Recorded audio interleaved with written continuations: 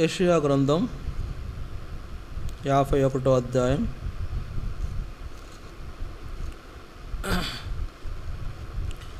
యెషయా గ్రంథం 51వ అధ్యాయం మొదటి 3 వచనాలు చదువుదాం. అందరం కలిసి చదువుదాం. యెషయా గ్రంథం 51వ అధ్యాయం మొదటి 3 వచనాలు అందరం కలిసి చదువుతాం. Page number 612. యెషయా గ్రంథం 51వ అధ్యాయం మొదటి 3 వచనాలు అందరం కలిసి చదువుతాం. నీతిని అనుసరించుచు యెహోవాను వెదకుచు నుండి వారులారా, నా మాట వినుడి. మీరు ఏ బండ నుండి చెక్కబడితరో దాన్ని ఆలోచించుడి. మీరు ఏ గుంట నుండి త్రవ్వబడితరో దాన్ని ఆలోచించుడి. మీ తండ్రి అయిన అబ్రహాము సంగతి ఆలోచించుడి. మిమ్మును కనిన చారాను ఆలోచించుడి. అతడు ఒంటరి అయి ఉండగా నేను అతన్ని పిలిచి తిని అతనిని ఆశీర్వదించి అతనిని పెక్కుమంది అగునట్లు చేసి తిని. యెహోవా సియోనును ఆదరించుచున్నాడు. దాని పాడైన స్థలములన్నిటినీ ఆదరించి దాని అరణ్య స్థలములను ఏదేను వలె చేయుచున్నాడు. దాని ఎడారి భూములు యెహోవా తోట వలె నగునట్లు చేయుచున్నాడు. ఆనంద సంతోషములను కృతజ్ఞతాస్తుతియు సంగీత గానమును దానిలో వినపడును. దేవుని సహాయం కొరకు చిన్న ప్రార్థన చేద్దాం.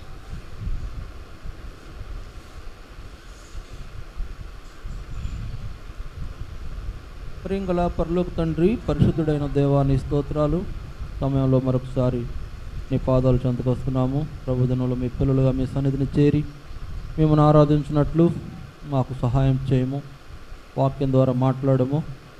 వాక్యం ద్వారా మీరు మాకు ఎన్నో విషయాలు తెలియపరిచి మిమ్మల్ని ఆరాధించినట్లుగా సిద్ధపరచండి. ఇంకా ఎవరైనా నీ సన్నిధికి రావాల్సిన ప్రజలుంటే వారు కూడా సకాలంలో చేరుకోవడానికి వారికి సహాయం చేయము. మీ వాక్యమును ప్రభువా వారితో హెచ్చరికగా మాట్లాడి వాక్యం ద్వారా మాట్లాడి వారిని నడిపించమని కోరు. మీరు తోడై ఉండవలసిందిగా ప్రార్థిస్తున్నాం. ఆరాధించినట్లు మీ ప్రజలకు సహాయం చేయండి.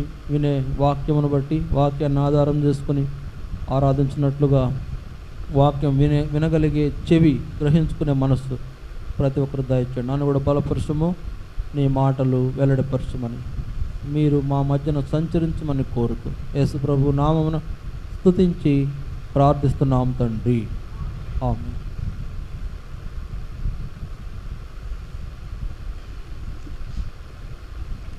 ఇక్కడ వ్రాయబడిన మాటల్లో మరి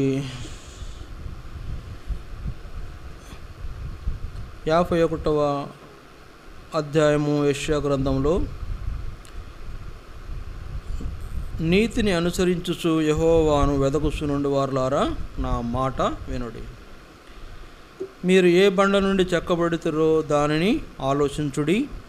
మీరు ఏ గుంట నుండి త్రవ్వబడితరో దాన్ని ఆలోచించుడి. ఇక్కడ మన జ్ఞాపకం చేయబడుతున్న మాటలు, మీరు ఏ బండ నుండి చెక్కబడితరో దానిని ఆలోచించుడి. కనుక మీరు ఏ బండ నుండి చెక్కబడ్డారు అంటే ఒక పెద్ద కొండరాయి అనుకోండి. ఆ కొండరాయిలో నుండి చెక్కబడిన ఒక భాగం మనం. అందుకే ఏ బండ నుండి మీరు చెక్కబడితారో దానిని ఆలోచించండి. ఒక కొండ ఉంది. ఆ కొండలో నుంచి ఒక చెక్కబడిన ఒక రాతి వలె మనలను దేవుడు మరి అక్కడ మనలను జ్ఞాపకం చేసుకుంటున్నాడు. కనుక ఏ రాతి నుండి చెక్కబడితారో అనే మాట, ఏ రాతి నుండి చెక్కబడితారో అని ఆయన మాట్లాడుతూ, లేకపోతే ఏ గుంట నుండి త్రవ్వబడితారో అని మాట్లాడుతూ 2వ వచనంలో ఒక విషయాన్ని ఆయన జ్ఞాపకం చేస్తున్నాడు. 2వ వచనంలో ఏమంటాడంటే, మీ తండ్రి అయిన అబ్రహాము సంగతి ఆలోచించండి, మిమ్మును కనిన చారాను ఆలోచించండి. కనుక మీ తండ్రి అయిన అబ్రహామును ఆలోచించండి, మీ తల్లి అయిన మిమ్మల్ని కనిన చారాను ఆలోచించండి అనంట.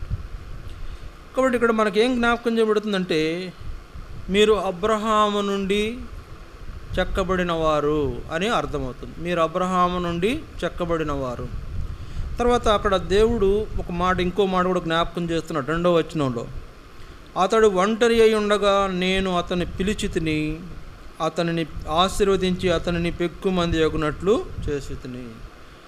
అతను ఒంటరివాడే, కానీ అతను ఇప్పుడు పెక్కు మంది అగునట్లుగా నేను ఎక్కువ మంది అగునట్లు చేశాను. ఒంటరివాడైన అబ్రహాముకు అనేక మంది సంతానమును దేవుడిచ్చి వాళ్ళను గురించి అంటున్నాడు, మీరు అబ్రహాము నుండి చెక్కబడిన వారు, లేకపోతే మీరు అబ్రహాము ద్వారా పుట్టినవారు అని వాళ్ళ జ్ఞాపకం చేస్తున్నాడు. కాబట్టి దేవుని ప్రజలైన మనము ఏ బండ నుండి చెక్కబడ్డాము, ఏ గుంట నుండి త్రవ్వబడ్డాము అని ఆలోచించినప్పుడు మనం అందరం కూడా అబ్రహాము యొక్క పిల్లలము, అబ్రహాము పిల్లలం.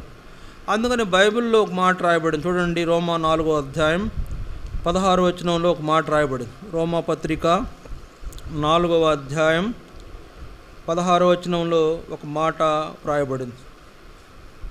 రోమా 4వ అధ్యాయం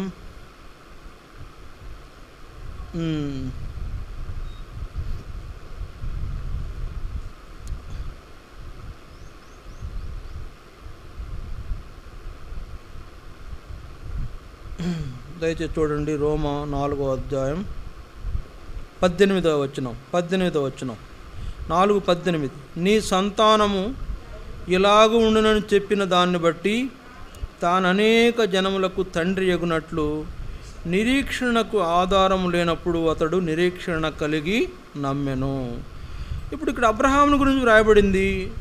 అక్కడ 17వ వచనంలో కూడా అంటున్నాడు. 17వ వచనంలో కూడా తాను విశ్వసించిన దేవుని ఎదుట అనగా మృతులను సజీవులుగా చేయవాడును, లేని వాటిని ఉన్నట్లుగానే పిలుచువాడినైనా దేవుని ఎదుట అతడు మనకందరికీ తండ్రి అయి ఉన్నాడు.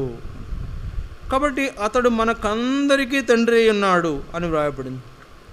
తర్వాత 18వ వచనంలో కూడా దేవుడు అబ్రహామును అనేక జనులకు తండ్రిగా చేశాడు. దేవుడు అబ్రహామును అనేకమైన జనులకు తండ్రిగా చేశాడు. అనేకమైన జనులు అంటే ఎవరండి వాళ్ళు? అనేకమైన జనులు అంటే ఆయన ఎవరైతే ఆయన ద్వారా ఆయనలో నుండి చెక్కబడిన వారు ఉన్నారో వారు అనేకమైన జనము. వారిని గురించి దేవుడు మాట్లాడుతున్నాడు. మీ తండ్రి అయిన అబ్రహాములో నుండి మీరు చెక్కబడిన వారు, అబ్రహాము నుండి మీరు ఒక భాగముగా చేయబడుతూ వచ్చారు. కాబట్టి మన పితరుడైన అబ్రహాము మన తండ్రి. కాబట్టి అక్కడ దేవుడు ఏమంటున్నాడంటే మీరు మీ తండ్రి అయిన అబ్రహామును జ్ఞాపకము చేసుకున్నాడు. ఆలోచించండి, మీరు ఏ బండ నుండి చెక్కబెడుతారో ఆలోచించండి అని అంటూ మీ తండ్రి అయిన అబ్రహాము సంగతి ఆలోచించండి. అతడు మొదట ఒంటరివాడే, అయితే అతన్ని అనేక మంది జనముగా నేను చేశాను అని. కనుక ప్రియులారా, మనం అందరం కూడా అబ్రహాము యొక్క వారసులం. ఆ విధంగా అబ్రహాము యొక్క వారసులంగా పిలువబడి చివరికి మనము దేవునికి వారసులుగా చేయబడే అద్భుతమైన విషయము దేవుడు మన జీవితంలో కలిగి ఉన్న గొప్ప ప్రణాళిక. చూడండి, ఏ బండ నుండి చెక్కబడ్డామంటే అబ్రహాముని ద్వారా మనము మరి ఏర్పరచబడిన వారము, అబ్రహాములో ఒక భాగమైన వారం. అక్కడ అబ్రహాము ఆ కింద 3వ వచనంలో జ్ఞాపకం చేసుకున్నప్పుడు అక్కడ సియోను గురించి కూడా దేవుడు జ్ఞాపకం చేస్తున్నాడు. యెహోవా సియోనును ఆదరించుతున్నాడు, దాని పాడైన స్థలములన్నిటినీ ఆదరించి ఉన్నాడు, దాని అరణ్య స్థలములను ఏదేను వలె చేయుచున్నాడు, దాని ఎడారి భూములు యెహోవా తోట వలె నగున్నట్లు చేయుచున్నాడు. ఆనంద సంతోషములను కృతజ్ఞతాస్తుతియు సంగీత గానమును దానిలో వినబడును. ఇక్కడ అబ్రహాము ద్వారా ఎవరైతే ఆ అబ్రహాం సంతానంగా దేవుడు ఏర్పరచుకున్నటువంటి వాళ్ళు ఉన్నారో వారిని దేవుడు ఒక రాజ్యముగా చేశాడు, ఒక ప్రజలుగా వారిని పరిశుద్ధ ప్రజలుగా చేశాడు. వారిని తన ఏర్పాటులోనికి వారిని తీసుకొని వచ్చిన వాడుకున్నాడు. వారు అబ్రహాము సంతానముగా వారు పిలువబడినప్పుడు దేవుని యొక్క నీతిని బట్టి అబ్రహాం నీతిమంతుడిగా తీర్చబడినట్లు ఆయన సంతానమైన వారు కూడా నీతిమంతులుగా చేయబడ్డారు. అందుకే నేను అంటున్నాడు, నీతిని అనుసరించుచు యెహోవాను వెదకుచు నుండి వారులారా నా మాట వినుడి. కనుక నీతిమంతుడైన అబ్రహాముకు చెందిన వారుగా మీరు చెక్కబడ్డారు. కనుక మిమ్మలను నేను ఒక జనాంగముగా చేశాను. అక్కడ మీకు ఒక ఏమంటున్నాడంటే ఒక స్థలాన్ని కూడా నేను మీకు ఇచ్చాను. ఆ స్థలంలో దేవుని యొక్క కీర్తనలు వినపడతాయి. ఆనంద సంతోషములు, కృతజ్ఞతాస్తుతియు, సంగీత గానములు దానిలో వినబడాలి అని దేవుడు కోరుతున్నాడు. కనుక అబ్రహాము సంతానమైనటువంటి ఆయన పిల్లలైన వారు ఆయన ఘనపరిచేవారు ఉండాలి, ఆయన ఆరాధించేవారు ఉండాలి. అయ్యా మా పితరుడు అయిన అబ్రహాము దేవా, ఇస్సాకు దేవా, యాకోబు దేవా, మాకును నేడు దేవుడివై ఉన్నావు, నీ యొక్క కార్యములను బట్టి మమ్మలను జ్ఞాపకం చేసుకుంటూ వచ్చినావు అని మనము ఆరాధించవలసిన వారు ఉంటున్నాం. చూడండి, మనం ఆరాధన చేసేటప్పుడు అబ్రహాం యొక్క సంతానం కాబట్టి అబ్రహాం ఏ విధంగా దేవుడిని ఆరాధన చేస్తున్నాడో మనం జ్ఞాపకం చేసుకోవాలి. చూడండి, ఆదికాండం 22వ అధ్యాయం 7వ వచనంలో అబ్రహాము ఎట్లా ఆరాధన చేసినాడు? ఆదికాండం 22వ అధ్యాయము 7వ వచనంలో ఒక మాట ఉంది. ఆదికాండం 22:7 అక్కడ ఏం రాయబడిందో చూద్దాం. ఆదికాండం 22:7 ఇస్సాకు తన తండ్రి అయిన అబ్రహాముతో నా తండ్రి అని పిలిచెను, అందుకు అతడు ఏమి నా కుమారుడా అనెను. అప్పుడు అతడు నిప్పును కట్టెలు ఉన్నవి కానీ దహన బలికి గొర్రె పిల్ల ఏది అని అడుగగా, 8వ వచనం అబ్రహాము నా కుమారుడా, దేవుడే దహన బలికి గొర్రె పిల్లను చూసుకొనని చెప్పాను. అక్కడ యెహోవా ఈరే అని అబ్రహాము చెప్తున్నాడు, దేవుడే చూసుకొనును. కాబట్టి ఇక్కడ మనం జ్ఞాపకం చేసుకున్న ఈ సందర్భంలో అబ్రహాము దేవునికి ఏమి అర్పించాడు అనంటే తన ఒక్కగానొక్క ఏకైక కుమారుణ్ణి అర్పించాడు. తన ఏకైక లేక పుట్టిన కుమారుని నడిపించాడు. చూడండి, దేవుణ్ణి అబ్రహాము ఏ విధంగా గణపరుస్తున్నాడో ఇక్కడ మనకు అర్థమవుతుంది. దేవుడిని అబ్రహాం ఏ విధంగా గణపరుస్తున్నాడు? తన యొక్క అర్పణ ఎలాంటిది? తన అర్పణకు ఎంతగా ఎదురు చూసినా మరి తన కుమారుడు లేక పుట్టిన కుమారుణ్ణి దేవునికి బలిగా అర్పించేయటానికి అబ్రహాము వెనుతీయని బట్టి గొప్ప అర్పణ గలవాడు. దేవునికి అర్పించే విషయంలో తను ఎంతకాలం నుంచి ఎదురు చూసినటువంటి ఒక సంగతిని దేవుడు తన జీవితంలో జరిగించి తనకు లేక కుమారుణ్ణి ఇస్తే 100 సంవత్సరాలకి ఆ కుమారుణ్ణి దేవుడికి బలిగా అర్పించమన్నప్పుడు ఏమాత్రం వెనుదీయకుండా ఆ కుమారుని బలిగా అర్పించడానికి అబ్రహాము అర్పించిన అర్పణ చాలా గొప్పది. చూడండి, 100 సంవత్సరాలకు పుట్టిన కుమారుడు లేక పుట్టిన కుమారుడిని దేవునికి అర్పించడం అంటే అంత సామాన్యమైన విషయం కాదు.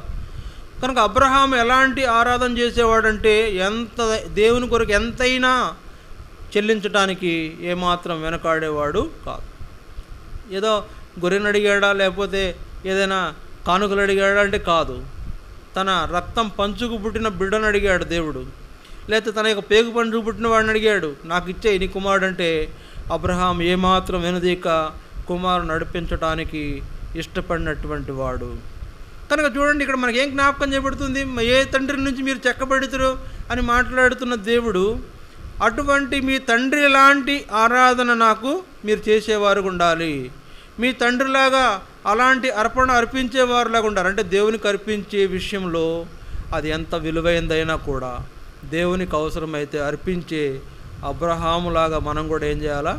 దేవునికి అర్పించి ఆయనను గణపరచాలి. కాబట్టి అబ్రహాం యొక్క జీవితంలో ఇది ఒక ఆశ్చర్యకరమైనటువంటి సందర్భం.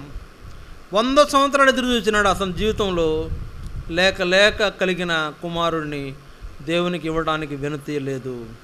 కనుక అలాంటి గణపరచబడిన విధానం మన ద్వారా దేవుడు కోరుతున్నాడు. ఆయనకు ఏది ఇష్టమో, ఆయనకి ఏది అవసరమో, ఆయన ఏది కోరుతున్నాడో, ఆయన ఏం అడుగుతున్నాడో దాన్ని ఇచ్చి వేసేటువంటి ఆ గొప్పదైనటువంటి ఆరాధన లేదా అర్పణ దేవునికి ఎంతో ఇష్టమైందని, అది దేవుడు కోరాడు కాబట్టి ఇవ్వాల్సిందేనని అబ్రహాములాగా మనం కూడా అలాంటి అర్పణ అర్పించే గొప్ప ఆరాధన చేసే అనుభవంలో మనం ఉండాలని దేవుడు కోరుతున్నాడు. అబ్రహాము చేసిన ఈ యొక్క సాక్రిఫైస్ లేకపోతే ఆరాధన సామాన్యమైంది కాదు. అలాంటి గొప్పదైనటువంటి ఆరాధన చేసేవాళ్ళు అంటే ఆయన సంతానము కాబట్టి, ఆయన పిల్లలు కాబట్టి, ఆయనలాగా ఆయన మీ తండ్రి కాబట్టి ఆయన వలె మీరు కూడా నన్ను గణపరచాలని కోరుతా ఉన్నాడు. ఇది అబ్రహాం యొక్క అనుభవం. తర్వాత చూడండి, రెండవదిగా మనం చూస్తాం 1 పేతురు 3వ అధ్యాయం. 1 పేతురు 3వ అధ్యాయం దయచేసి చూడండి. 1 పేతురు 3వ అధ్యాయం మొదటి పేతురు 3వ అధ్యాయం 1-2 వచనాలు చదువుదాం. మొదటి పేతురు 3వ అధ్యాయం 1-2 వచనాలు చదువుదాం. మొదటి పేతురు 3వ అధ్యాయం 1-2 వచనాలు. అటువలే స్త్రీలారా, మీరు మీ స్వపురుషులకు లోబడి ఉండుడి. అందువలన వారిలో ఎవరైనను వాక్యమునకు అవిధేయులైతే వారు భయముతో కూడిన మీ పవిత్ర ప్రవర్తన చూచి వాక్యం లేకుండానే తమ భార్యల నడవడి వలన రాబట్టబడవచ్చును. 3వ వచనం. జడలు అల్లుకొనుటయు, బంగారు నగలు పెట్టుకొనుటయు, వస్త్రములు ధరించుటయును, వెలపటి అలంకారము మీకు అలంకారముగా ఉండక సాధువైనటియు మృదువైనటియునైనా గుణమును అక్షయ అలంకారము గల మీ హృదయపు అంతరంగ స్వభావము మీకు అలంకారముగా ఉండవలెను. అది దేవుని దృష్టికి మిగుల విలువ గలది. చూడండి, మనం అబ్రహామును చూస్తున్నాం. అతడు దేవునికి ఎంతో విలువైన అర్పణ అర్పించాడని చూస్తున్నాం. అలాగే ఇక్కడ మనం శారాను చూస్తున్నాం. చూడండి, అందుకే 5వ వచనంలో, అటువలే పూర్వము దేవుని ఆశ్రయించిన పరిశుద్ధ స్త్రీలను తమ స్వపురుషులకు లోబడి ఉంట చేత తమ్మును తాము అలంకరించుకుని ఆ ప్రకారము శారా అబ్రహామును యజమానుడని పిలుచుచు అతనికి లోబడి ఉండెను. కానీ ఇక్కడ మన జ్ఞాపకం చూడండి, ఇంకా ఉంది కదా, మీరును యోగ్యముగా నడుచుకొనుచు ఏ భయమునకు నువ్వు బెదరకయునడలా ఆమెకు పిల్లలగుదురు. కాబట్టి అబ్రహాము మన తండ్రి అయితే, ఇప్పుడు అబ్రహాము యొక్క భార్య శారా ఎవరు అంటే మనకు తల్లి. అబ్రహాం మనకు తండ్రి అయితే ఆయన భార్య శారా మనకు తల్లి. ఆమె ఎలా నడుచుకుందో అలా నడుచుకునేటువంటి వారుగా మనం ఉండాలని దేవుడు కోరుతున్నాడు. చూడండి, అబ్రహాము భార్య శారా అబ్రహాముకు లోబడి నడుచుకున్నది. అబ్రహాము యొక్క యజమానుడని భావించి ఆయనకు లోబడి ఇండుట చేత ఆమె అలంకరించుకున్న వ్యక్తిగా కనబడుతుంది. ఏం అలంకరించుకుంది అంటే అంతరంగ స్వభావాన్ని అలంకరించుకుంది.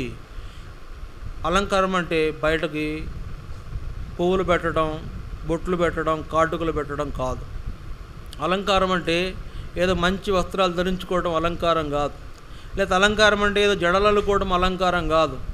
లేదా అలంకారం అంటే ఏదైనా మన రూపాన్ని చక్కగా కనబరుచుకున్నట్టు చేయడం అలంకారమే కాదు. అలాంటి అలంకారం మీకు ఉండకూడదంటూ దేవుడు ఏమంటున్నాడంటే, మీ అంతరంగ స్వభావాన్ని అలంకరించుకోవాలి. మీ యొక్క అవుట్ సైడ్ కాదు, ఇన్సైడ్ అంతరంగాన్ని అలంకరించుకోవాలి. అట్లా శారా అలంకరించుకుంది.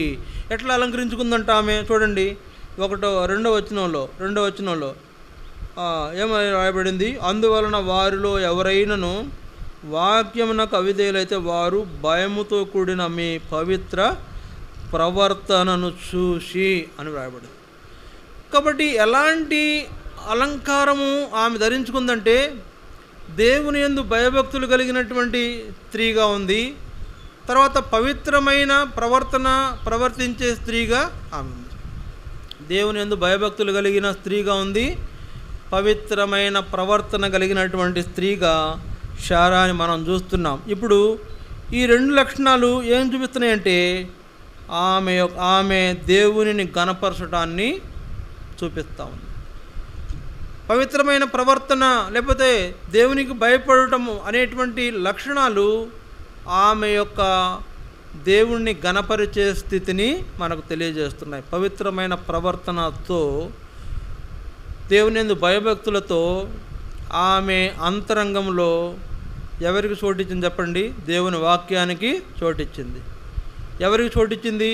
దేవునికి భయభక్తులు కలిగి ఉండడానికి చోటిచ్చింది. అందుకే అక్కడ ఏమన్నాడంటే పేతురు ఏమంటున్నాడంటే 1వ అధ్యాయము 3వ అధ్యాయం, మొదటి పేతురు 3వ అధ్యాయము దయచేసి చూడండి. మొదటి పేతురు 3వ అధ్యాయంలో వ్రాయబడిన మాట ఒకసారి చదువుదాం.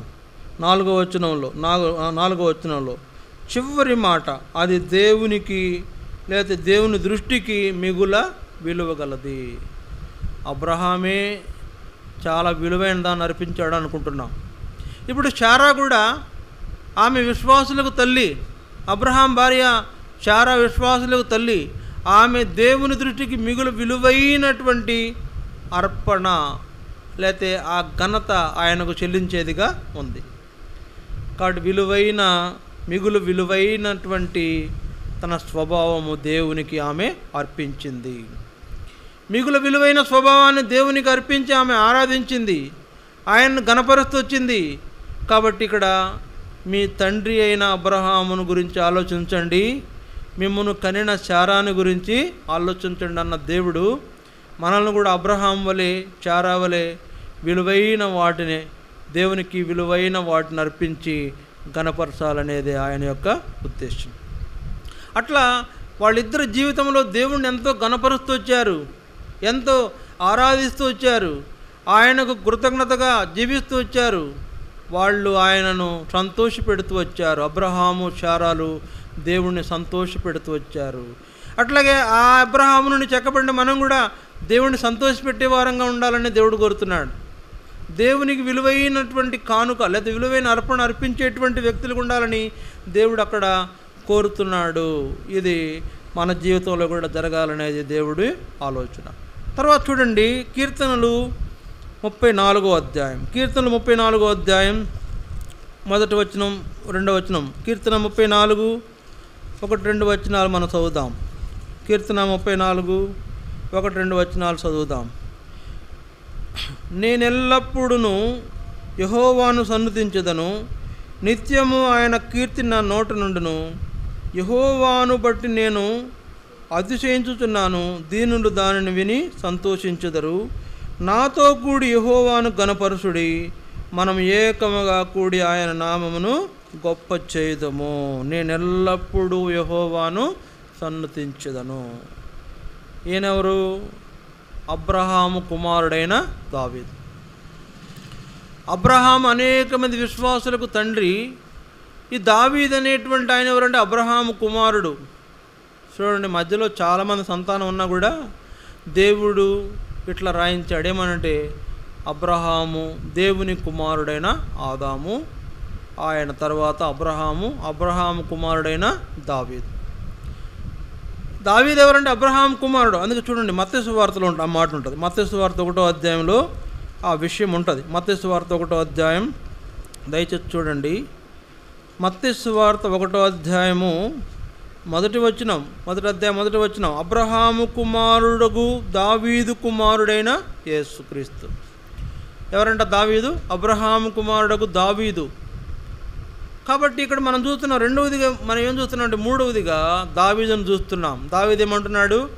నేను ఎల్లప్పుడూ యెహోవాను సన్నుతించెదను, నిత్యము ఆయన కీర్తి నా నోట ఉండును.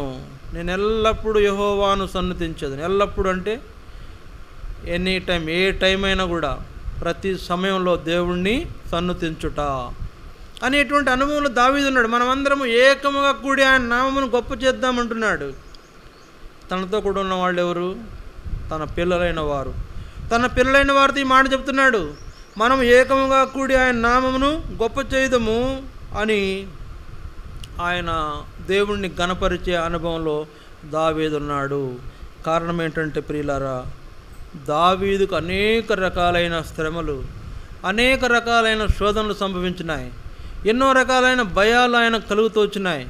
ఎన్నో రకాలైన ఒడిదుడుకులకు గురైనప్పుడు దేవుడు కాపాడుతూ వచ్చినాడంట.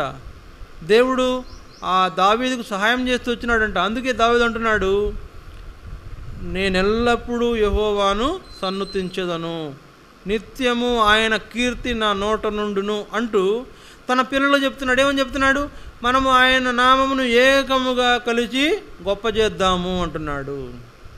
కనుక తన పిల్లలైన వారితో దేవుని నామాన్ని కనపరుచున్న దావీదు తన పిల్లలు. అందుకే చూడండి, 10వ వచనంలో రాయబడింది. 10వ వచనంలో 11వ వచనంలో 34వ అధ్యాయం 11వ వచనంలో, పిల్లలారా మీరు వచ్చి నా మాట వినుడి, యెహోవా యందలి భయభక్తులు మీకు నేర్పేదను. పిల్లలారా మీరు వచ్చి నా మాట వినుడి, యెహోవా యందలి భయభక్తులు మీకు నేర్పేదను. కాబట్టి మీరు నా మాట వినండి అని తన పిల్లలకు పిలిచి చెప్తున్నాడు. నేను ఎల్లప్పుడూ యెహోవాను సన్నుతిస్తాను, అలాగే మనమందరము కూడి ఆయన నామాన్ని ఏం చేద్దాం? గొప్ప చేద్దామంట. కాబట్టి తన పిల్లలైన వారికి దేవుని గురించి తెలియజేస్తున్నాడు.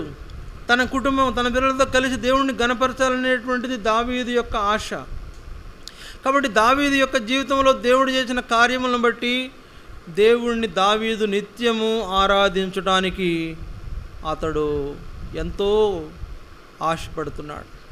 కాబట్టి ఈ దినాల్లో మనము మన కుటుంబముగా దేవుణ్ణి ఆరాధించటం అనేది ఆయనకి ఎంతో గొప్ప విషయం.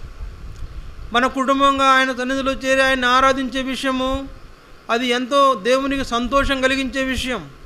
కాబట్టి దావీదు తన కుటుంబంతో కలిపి దేవుని సన్నిధిలో ఆయన్ని గొప్ప చేయడానికి, ఆయన నామాన్ని ఘనపరచడానికి ఇష్టపడిన దావీదును మనము జ్ఞాపకం చేసుకుని ఆ విధంగా నిత్యము ఆయన కీర్తిని మనం కీర్తించే వారంగా ఉండాలి. మనం సన్నతించే వారంగా ఉండాలి. మనం ఆయన్ని ఘనపరిచే వారంగా ఉండాలి. ఆయన నామాన్ని గొప్ప చేసే వారంగా ఉండాలి. దావీదును చూడండి, పిల్లలారా నా మాట వినండి, మీకు యెహోవా యందలి భయభక్తులు నేర్పేదను. యెహోవా యందలి భయభక్తులు కలిగినటువంటి వాళ్ళు యెహోవాను ఆరాధించేటువంటి వాళ్ళుగా వాళ్ళు ఉంటారు. అందువలన దావీదు కూడా యెహోవా యందు భయభక్తులు కలిగి ఆయనను ఆరాధించుట లేదా సన్నుతించుట అనే విషయము ఆయన జీవితంలో మనం చూస్తున్నాం. అలాగే మన కుటుంబాల్లో కూడా దావీదు వలె ఎల్లప్పుడూ ఆయనను సన్నుతించే అనుభవం మనం కలిగి ఉండాలనేదే దేవుని యొక్క ఉద్దేశం. చూడండి, దావీదు జీవితంలో దేవుడు చేసిన సహాయాన్ని బట్టి అతడు ఎప్పుడు నిత్యము దేవుణ్ణి ఆరాధిస్తున్నాడు. అలా మనం కూడా ఆరాధించే వారికి ఉండాలని దేవుడు కోరుతున్నాడు. ఇది 3వ విషయం. 4వ విషయం చూడండి, మత్తయి సువార్త 11వ అధ్యాయం.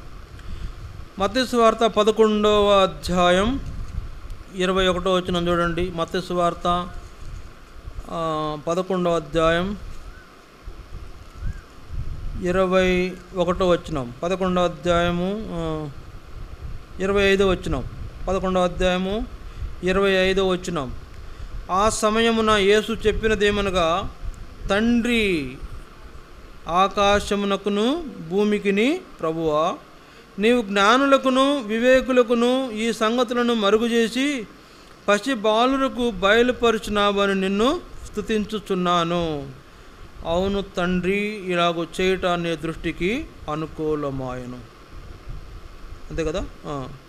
లూకాసు వార్త 19వ అధ్యాయం, అక్కడ మరోలా ఉంటుంది, బాగుంటుంది. లూకాసు వార్త 19వ అధ్యాయం 10వ అధ్యాయము, లూకాసు వార్త 10వ అధ్యాయము 21వ వచనం. లూకాసు వార్త 10:21. ఆ గడియలోనే యేసు పరిశుద్ధాత్మయందు బహుగా ఆనందించి, తండ్రి ఆకాశమునకును భూమికిని ప్రభువా, నీవు జ్ఞానులకును వివేకులకును ఈ సంగతులను మరుగు చేసి పసి బాలులకు బయలుపరుచున్నావని నిన్ను స్తుతించుచున్నాను. అవును తండ్రి, ఇలాగు నీ దృష్టికి అనుకూలమాయను. ఇక్కడ యేసు ప్రభువుని మనం జ్ఞాపకం చేసుకుంటున్నాం. ఎవరైనా అబ్రహాము కుమారుడైన దావీదు కుమారుడు యేసు ప్రభు. కాబట్టి అబ్రహాము మనకు తండ్రి, ఆయన నుండి మనం చెక్కబడిన వారము. దావీదు కూడా మనకు తండ్రి, ఆయన ద్వారా మనము ఆరాధించడానికి పురుకొల్పబడుతున్న వారము. యేసు ప్రభువు మన రక్షకుడు. ఆయనను బట్టి మనం దేవుని వారసులుగా చేయబడ్డాం. ఇప్పుడు చూడండి, అక్కడ అబ్రహామునకు మనం వారసులుగా ప్రారంభించబడిన మన యొక్క జీవితము చివరికి ఏ అనుభవంలోకి దిక్కుబడుతుందంటే దేవునికి వారసులుగా మనం చేయబడడానికి మనల్ని నడిపిస్తుంది. ఇప్పుడు చూడండి ఏమంటున్నాడు అక్కడ యేసు ప్రభు, నీవు పసిబాలురకు ఈ సంగతులు బయలుపరిచావు. ఎవరు పసిబాలురు అంటే? మనమే. పసిబాలురు అంటే ఎవరో కాదు, మనమే. అందుకే ఆయన అంటున్నాడు, ఏమంటున్నాడు, ఆకాశమునకు భూమికి నీ ప్రభువా, నీవు జ్ఞానులకును వివేకులకు నీ సంగతులు మరుగు చేసి పసి బాలురకు బయలుపరుచున్నావని నిన్ను స్తుతిస్తున్నానంటాడు. పసి బాలురు అంటే ఎవరో కాదు, ఆయన దృష్టిలో మనమే. పసి బాలురుగా ఆయన మనలను పోలుస్తున్నాడు. అందుకే చూడండి, పైన వచనంలో 20వ వచనంలో ఒక మాట అంటాడు. 20వ వచనంలో, ఆయనను దయములు మీకు లోబడుచున్నామని సంతోషింపక మీ పేరులు పరలోకమందు వ్రాయబడి ఉన్నవని సంతోషించుడని వారితో చెప్పాను. ఇక్కడ 17వ వచనంలో చూస్తే 70 మంది శిష్యులు అంట యేసు ప్రభువుతో ఉన్నారంట. ఈ 70 మంది శిష్యులు యేసు ప్రభువు చెప్తున్నారు, ప్రభువా నీ నామమును బట్టి మేము దయ్యాలను గద్దిస్తే దయ్యాలు లోబడుతున్నాయి, లేకపోతే ఏదైనా రోగాన్ని మేము గద్దిస్తే రోగాలు కూడా నయమవుతున్నాయి అన్నట్టు. యేసు ప్రభు అంటాడు, మీకు దయ్యాలు లోబడుతున్నాయి అనేది గొప్ప విషయం కాదు, మీకు వ్యాధులు, మీ ప్రార్థనకు వ్యాధులు తగ్గిపోతున్నాయని గొప్ప విషయం కాదు, కానీ మీ పేరులు జీవగ్రంథమందు వ్రాయబడి ఉన్నవి, అందుకే మీరు ధన్యులు అంటున్నాడు. ఇక్కడ వాళ్ళకి ఆ సంగతి అర్థమైంది. మేము ప్రార్థన చేయగానే దయ్యాలు వదిలిపోతున్నాయి, మేము ప్రార్థన చేయగానే రోగాలు వదిలిపోతున్నాయి, మేము ప్రార్థన చేయగానే అన్నీ జరిగిపోతున్నాయి అని సంతోషిస్తున్నటువంటి వాళ్ళను చూసి యేసుప్రభువు ఇలా అంటున్నాడు. ఏమంటున్నాడంటే, నీవు ఈ సంగతులను వాళ్లకు బయలుపరిచావు, ఈ సంగతులను ఆ పసిపిల్లలైనటువంటి వీళ్ళకు బయలుపరిచావు, నిన్ను స్తుతిస్తున్నానంటున్నాడు. కాబట్టి ఇక్కడ వాళ్ళకి ఇంకొక ప్రాముఖ్యమైన విషయాన్ని కూడా జ్ఞాపకం చేశాడు. అన్నిటికంటే ముఖ్యంగా వాళ్ళ పేరులు నీ జీవగ్రంథమందు వ్రాశావు. ఈ విషయం వాళ్ళకు బయలుపరచబడినప్పుడు యేసుప్రభు ఏం చేశాడు? ప్రభువుని దేవుణ్ణి సంతోషంగా కృతజ్ఞతాస్తుతులతో గణపరుస్తున్నాడు. చూడండి, అబ్రహాము నుండి చెక్కబడిన వీరందరూ కూడా ఇప్పుడు దేవుని జీవగ్రంథములో వ్రాయబడిన హక్కుదారులు, దేవుని జీవగ్రంథంలో వ్రాయబడినటువంటి వారసులు. మనం అందరం ఎవరంటే దేవుని వారసులం. అబ్రహాము కుమారులమైనా కూడా దేవుని వారసులం. వారసులం అంటే దేవునికి ఉన్న దానంతటిలో కూడా మనం భాగస్థులం. దేవునికి అందుకే చూడండి, యోహాను సువార్త 1:12 తనెందరు అంగీకరించిరో వారికందరికీ, అనగా తన నామమందు విశ్వాసం ఉంచు వారికి తన పిల్లలగుటకు దేవుడు అధికారము అనుగ్రహించెను. కాబట్టి తన పిల్లలైనట్టు వారుగా చేయబడటానికి దేవుడు మనకు అధికారం ఇచ్చాడు, లేకపోతే తన వారసులుగా చేయబడటానికి దేవుడు అధికారం ఇచ్చాడు. ఇప్పుడు అబ్రహాము నుంచి చెక్కబడిన మనం అందరం కూడా ఆయన తండ్రిగా, ఆయన వారసులంగా మనం చెక్కబడి చివరికి ఏ అనుభవంలోకి వస్తున్నామంటే దేవుని వారసులుగా చేయబడిన అనుభవంలోకి వస్తున్నాం. చూడండి, ఇక్కడ యేసుప్రభు అంటున్నాడు, వారికి సంగతులను నీవు బయలుపరచినందున నీకు కృతజ్ఞతాస్తుతులు అని చెప్తున్నాడు. కాబట్టి మనము ఏ బండ నుండి చెక్కబడ్డాము, ఆ చెక్కబడిన ఆ యొక్క బండ నుండి చెక్కబడిన వారంగా అలాంటి అనుభవం కలిగి అబ్రహాము ఎలాగైతే దేవునికి అత్యంత విలువైనది అర్పించి గణపరిచాడో అలాంటి మనం కూడా అలా దేవుడిని గణపరిచే వారంగా ఉండాలి. చారా తన యొక్క అంతరంగాన్ని అలంకరించుకున్న మిగుల విలువైన అలంకారం, మిగుల విలువైనది దేవునికి ఇష్టమైన అలంకరించుకున్న చారా వలె మనం కూడా ఏం చేయాలా? మన అంతరంగాన్ని అలంకరించుకున్నట్టు ద్వారా, అంతరంగములో దేవుణ్ణి గణపరచుట ద్వారా మనం కూడా అలాంటి అలంకరించుకున్న రీతిలో దేవుణ్ణి గణపరుస్తాం, లేకపోతే ఆయన్ని ఆరాధిస్తాం అనేది ఇక్కడ మనకు జ్ఞాపకం చేయబడుతుంది. మూడవ సంగతి మనం చూస్తాం, దావీదు జీవితంలో ఎన్నో రకాలైన ఇరుకులు, ఎన్నో రకాలైన పరిస్థితులు అయినా కూడా దావీదు తన పిల్లలను పిలిచి అంటున్నాడు, మనము ఏకముగా కూడి ఆయన నామమును గొప్ప చేయదు.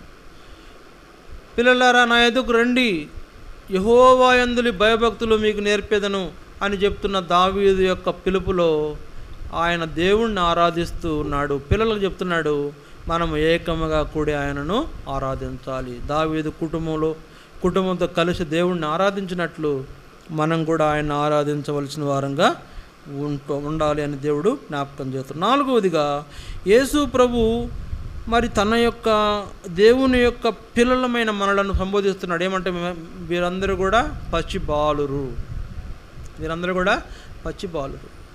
వారందరికీ నీ సంగతులను బయలుపరుస్తున్నావు, వారందరికీ నీ విషయాలను తెలియజేస్తున్నావు, వారందరినీ నీ ఏర్పాటులో జీవించుట కొరకై వారిని నిర్ణయించుకున్నావు, అందున నీకు కృతజ్ఞతాస్తుతులని యేసు ప్రభు దేవుణ్ణి గణపరుస్తున్నాడు.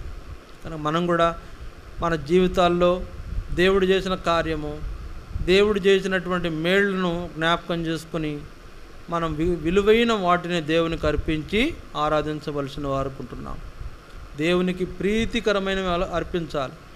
దేవునికి మరి చూడండి, ఆయన ఇష్టపడే వాటిని అర్పించి గణపరచుట ద్వారా అబ్రహాములాగా మనం కూడా దేవునికి ఎలాంటి అర్పణ అయితే అబ్రహాం ఇచ్చాడో అలాంటి అర్పణ మనం కూడా ఇవ్వగలిగే వారంగా ఉంటాం.